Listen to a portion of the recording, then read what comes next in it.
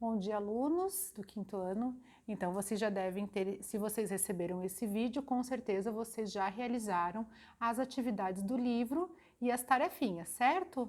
Então, agora, vamos à nossa correção sobre os povos antigos, capítulo 3 da nossa unidade 1. Então, vamos lá.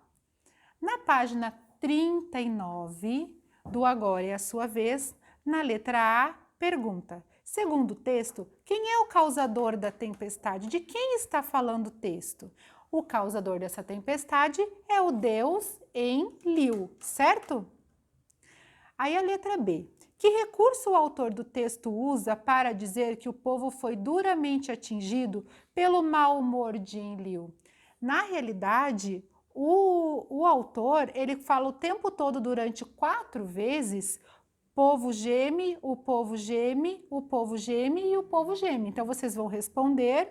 O autor repete 4 vezes a expressão o povo geme. Joia? Agora, na nossa página 41. Então, vocês vão ler a prece, né, e vão responder essas questões, certo? Então, olha lá. O texto é jurídico, religioso ou jornalístico? Pergunta a letra A do número 1. Vocês vão escrever que o texto é religioso. Por quê? Porque esse texto refere-se ao tempo todo à deusa Ishtar. Então, portanto, ele vai ser religioso, certo? A quem o autor se dirige no texto? O autor se dirige no texto à deusa Ishtar, certo? A deusa Ishtar. E o que o autor pede à deusa Ishtar? Ele pede que ela perdoe as suas faltas, reúna novamente a sua família e aumente o seu gado. Conjunto de quadrúpedes domesticados, carneiros, jumentos, bois, cabritos, entre outros. Certo? Então, beleza. Vamos lá. Letra D. Orações como essa que você acabou de ler geralmente vinham acompanhadas de uma oferenda, né? Eles ofereciam alguma coisa para os deuses. Com que objetivo o fiel oferecia e orava para um deus ou uma deusa? Então, a gente falou bastante sobre isso. Então, por que ele oferecia as coisas? Ele oferecia com o objetivo de acalmar o deus e a deusa, certo? E conseguir a sua ajuda. Essa é a resposta da letra D. Página 42, né? Diz lá, agora é sua vez. Então, vamos lá. De acordo com o mito mesopotâmico, por que a humanidade foi criada? Então, por que essa humanidade foi criada? Essas duas perguntinhas vocês vão fazer no caderno, certo? No caderno. Então, vocês vão responder lá. A número 1, para substituir os deuses nos trabalhos. Joia? Então, por isso que eles faziam, por isso que eles criaram esse mito, certo? E de que forma esse mito beneficiava os reis e os sacerdotes? Então, ele reforçava a ideia de que as pessoas tinham a obrigação de doar uma parte do seu trabalho e da sua produção para os deuses, certo? Então, todas as pessoas tinham que doar uma parte da sua produção e daquilo que ele ganhava com o sustento do seu trabalho para os deuses. Essa perguntinha 1 e 2 da página 42, respondam no caderno, ok? Página 44. Na página 44, a tia Fernanda lançou para vocês o desafio do Você Sabia. Então, vocês conseguiram desvendar qual é o enigma? Então, olha lá. A tia Fernanda quer que esse enigma vocês mandem para ela também escrito no caderno. Eu ainda não vou dizer a resposta. Enviem para mim no caderno que eu vou enviar a resposta para vocês, tá bom? Mas é fácil. Joia? Página agora 47. Na página 47, vocês tinham que, no número 1, utilizar os símbolos do sistema de numeração egípcia para escrever. Então, fica bem fácil, porque é só vocês consultarem esses números aqui, certo? E escrever aqui. Então, por exemplo, lá, sua idade, por exemplo, vocês têm 11 anos, Então, vocês vão escrever o número 11 aqui. O número de alunos da sua classe na letra B. Quantos alunos nós temos na nossa sala? 16 alunos. Então, aqui vocês vão colocar o número 16. Aí diz, 1 século e meio. Quanto vale 1 século e meio? 1 século e meio são quantos anos? 150 anos. Então, vocês vão ter que colocar o número 150 aqui, tá bom? Na página 48, diz assim, leia sentenças sobre a Mesopotâmia e assine V para as verdadeiras e F para as falsas. Então, a letra A. Os povos da Mesopotâmia eram politeístas, isto é, acreditavam em vários deuses. Isso é verdadeiro ou é falso? É verdadeiro. Lembra que a tia Fernanda falou para vocês que eles eram politeístas? Na letra B, os mesopotâmicos acreditavam em apenas 3 deuses, Anu, Ishtar e Marduk? Não, né? Se eles eram politeístas, não é porque só são 3 que eles vão ser politeístas, então eles acreditavam em vários deuses. Aqui na letra C, cada cidade cultuava uma divindade própria, que era sua principal protetora. Verdadeiro. Lembra que eles tinham os deuses principais da cidade? Então isso será verdadeiro. Lembra de Uruk? Então, olha lá. Na letra D, os mesopotâmicos acreditavam em uma vida após a morte, por isso construíam pirâmides enormes para os seus deuses? Falso, né, pessoal? Quem fazia isso? Eram os mesopotâmicos? Não, né? Eram os egípcios, certo? Então, olha lá, número 2. Complete as lacunas. Os mesopotâmicos temiam e respeitavam seus deuses. E para acalmá-los e conseguir ajuda, o que eles faziam? Orações e oferendas para eles, certo? Número 3. Assinale a alternativa incorreta, pessoal, incorreta. E justifique a sua resposta. Então, olha lá.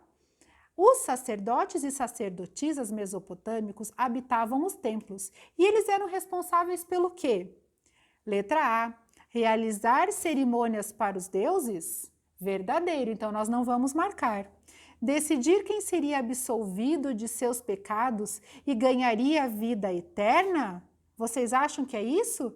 Quem absolvia? Não era o sacerdote e nem a sacerdotisa, certo? Portanto, a alternativa incorreta seria B, porque quem faziam isso eram os deuses, certo? Na letra C, receber oferendas. Então, eles eram responsáveis por receber as oferendas. E cuidar dos bens e dos negócios do templo também. Então, a resposta incorreta é a letra B. E aí, vocês vão justificá-la dizendo que os mesopotâmicos não acreditavam na vida após a morte, nem que os mortos seriam julgados por seus atos na terra, certo? Quem fazia isso? Eram os povos egípcios e não os mesopotâmicos, correto? Na nossa página 49, vai falar aqui de vida após a morte e de mumificação. E vocês vão comparar lá os mesopotâmicos e os egípcios. Então, na vida após a morte, vocês vão escrever que, conforme a gente falou na resposta anterior, que eles não acreditavam na vida após a morte, os mesopotâmicos. Já os egípcios, com certeza, acreditavam na vida após a morte, tá bom? E sobre a mumificação, os mesopotâmicos mumificavam as pessoas, os mortos? Não, então eles não praticavam a mumificação. Quem praticava? Eram os egípcios que construíam pirâmides e praticavam a mumificação, certo? Agora vamos para número 5. Na letra A, pergunta assim, com que objetivo esse hino foi escrito? Então, olha lá, o hino, por que ele foi escrito? Ele foi escrito com o objetivo de elogiar Deus Nana, certo? Porque a palavra dele fortalecia todas as criaturas. Esse era o objetivo. Agora a letra B pergunta, interprete qual é o significado da frase tua palavra engorda o curral de ovelhas e bois? Então, a resposta seria, a frase, ela significa que a palavra do Deus aumenta o número de ovelhas e bois desse curral, certo? Página 50. Número 6, letra A. O que motivou o crime cometido por Sete nesse mito? Qual foi o motivo do crime? Foi a inveja que ele tinha do seu irmão Osíris. É isso que vocês vão colocar aqui. Na letra B, quem restituiu a vida a Osíris e como, né? Quem restituiu a vida foi Ísis, certo? Ela constituiu as partes do corpo do marido e com ele teve um filho que foi Horus, certo? Letra C. Você já foi invejado por alguém? Se sim, como você se sentiu? Então, isso é uma resposta pessoal de vocês. E na letra D também, vocês também vão dar a resposta pessoal de vocês, tá bom? É o que vocês acham, tá bom? Número 7. Então, na letra A, pergunta: quais as atividades econômicas praticadas pelos antigos egípcios? É aqui que vocês vão falar. Que foi a criação de gado, a pesca e a agricultura, tá bom? Quem fez assim, fez correta a resposta. E na letra B, qual a importância do rio Nilo para a população do Antigo Egito? Então, qual a importância do rio Nilo? Né?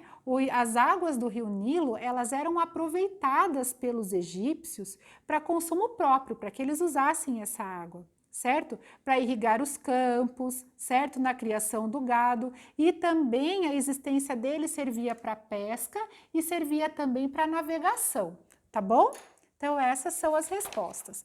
Aí lá no final do nosso livro, no mesmo livro, tá? Não no lição de casa.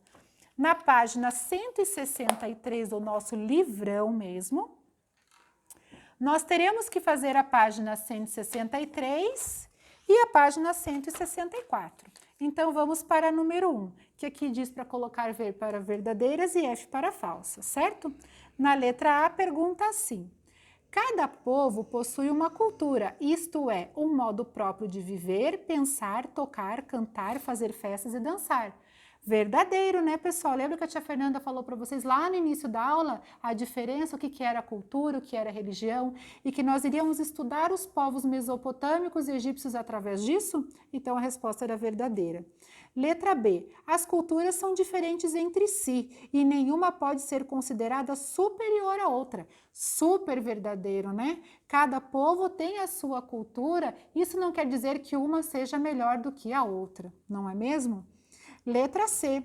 A cultura estadunidense é superior à brasileira? Vocês acham que a cultura dos Estados Unidos é maior do que a brasileira? Eu não acho, não. Acho que ela é extremamente falsa. Eu acho que cada país tem a sua cultura e isso tem o seu valor. Cada um tem o seu valor. Letra D. Nenhum povo pode ser chamado de selvagem porque pensa diferentemente do outro? Verdadeiro. Você não pode julgar o povo de outro lugar porque pensa diferente, porque é diferente, né? Então, olha lá, número 2. A trajetória humana na Terra costuma ser dividida em, então olha lá, pré-história e história. Essa é a resposta. Na letra B, a pré-história começa com o quê? Com o surgimento do gênero Homo, do qual fazemos parte há cerca de, a resposta, 2 milhões de anos, e vai até a invenção da escrita, ocorrida por volta de 3.500 a.C., e a história vai da invenção da escrita até os dias atuais, certo? Letra C. Os historiadores atuais não aceitam essa divisão tradicional. Para eles, a pré-história também é parte da história. E os homens pré-históricos, com sua imaginação e inteligência, também fizeram história, certo? Vamos para a página 164, número 3. Na número 3 diz: escreva P ao lado das frases que dizem respeito ao modo de vida dos seres humanos do Paleolítico e N ao lado daquelas relativas ao modo de vida do Neolítico, certo? Então, letra A. Consumiam grãos cultivados, leite e carne de animais domesticados. Refere-se ao período? Neolítico, então letra N. Eram nômades, isto é, não tinham moradia fixa. Isso seria a letra P, Paleolítico. Por meio da agricultura e da pecuária, produziam seu próprio alimento, por isso eram chamados de caçadores e coletores. Isso refere-se, a letra C, ao período neolítico. Letra D. Sempre que a caça e a pesca rareavam, precisavam se mudar. Período paleolítico, então letra P. Letra E. Poliam a pedra para produzir seus instrumentos de caça e de trabalho. Refere-se ao período neolítico, letra N, certo? Número 4. A cidade se diferencia da aldeia por 3 características principais.